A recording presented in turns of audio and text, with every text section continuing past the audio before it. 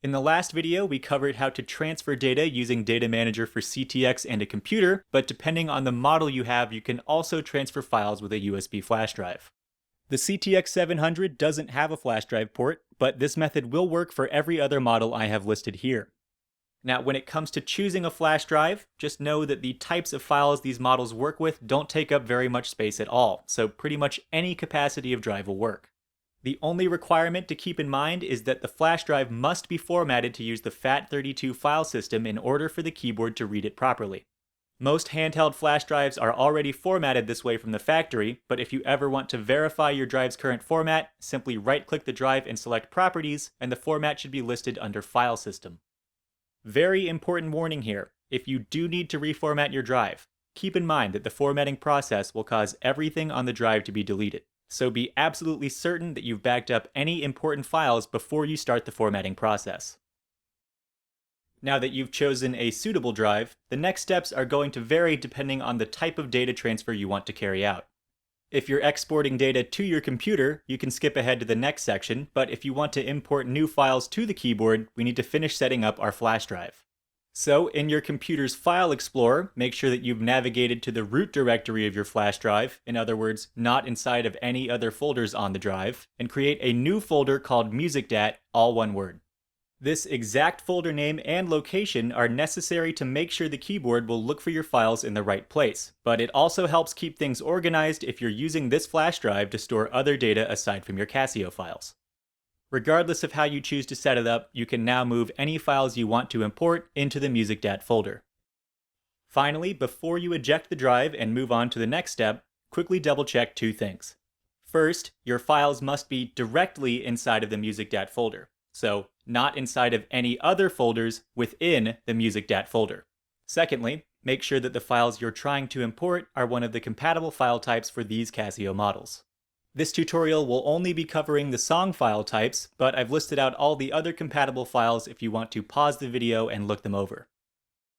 Right now, I don't have a CT-X800 at home, so I'll be demonstrating on the CDP-S350 for this tutorial. Fortunately, the transfer process is nearly identical on both models, with the main difference being that the CT-X800 scrolls through menus with a number pad, while the CDP-S350 navigates using everyone's favorite front panel tool, the delightfully clicky selection wheel.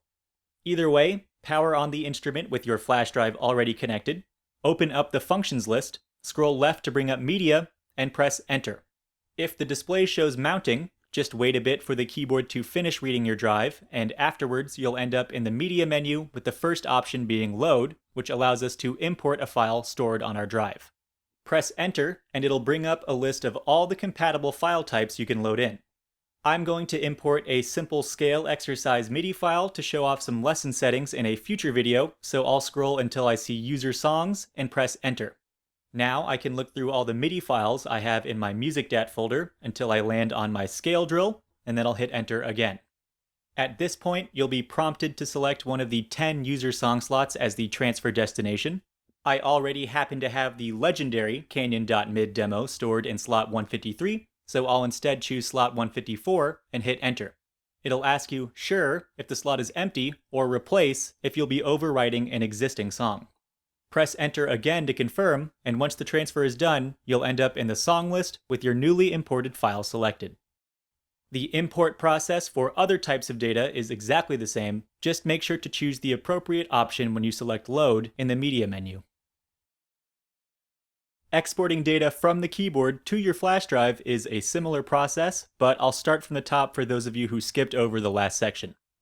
Turn the power on with your flash drive already connected. Open up the functions list, scroll left to bring up media, and press enter. If necessary, you might have to wait a bit for your drive to finish mounting, but when that's done, you'll be in the media menu with load as the first option. We already covered how to load files in from a flash drive in the previous section, but we want to export a file to our drive, so we'll scroll over to bring up Save and press Enter. Inside the Save menu, you can scroll through a list of all the different types of user data available for export. In my case, I'm going to demonstrate how to transfer a user recording to your flash drive to free up space for new recording projects in the onboard memory, but you'll notice that we have two different options for exporting that kind of recording file. Multi-rec, which archives the recording in its original proprietary .mrf format, and multitrack to SMF, which converts the recording into the more widely compatible MIDI format as a .mid file for use with music software or other gear.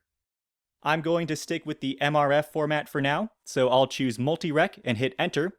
As you know, we can have up to 5 multi-track recordings stored in the onboard memory, so I'll need to choose one of them to export. I'm going to go with number 1, so I'll scroll to that slot and press enter. And now I'll be given a chance to name the file that will be saved to my flash drive. On the CT-X800, you can move the cursor left or right using the arrow buttons on the number pad, and change the currently selected character using the plus or minus buttons. Press enter, and then yes to confirm the new name and complete the transfer process. For the CDP-S350, use the selection wheel to move the cursor around, and when you've selected the character you want to change, press enter. The num icon will light up, and now turning the selection wheel changes the currently selected character. Press enter again, and the num icon will dim back out, and now just like before, moving the selection wheel moves the cursor to the next character that you need to change. When you're done, press store, and then enter to complete the transfer. One quick side note for either model, if the display shows replace instead of sure when you're confirming the transfer, it means that a file previously stored on your drive has the same name as your new file. So if you want to avoid overwriting this old data, make sure to back out and change the name to something else before you try exporting the file again. If you need to export any other kind of user data, the steps will be the same. Just remember to pick the right file type when you're in the Save menu.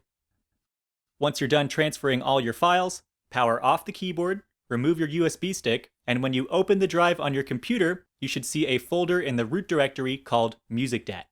All of your exported files should be in this folder, and at this point you can rename or relocate them for storage as you see fit.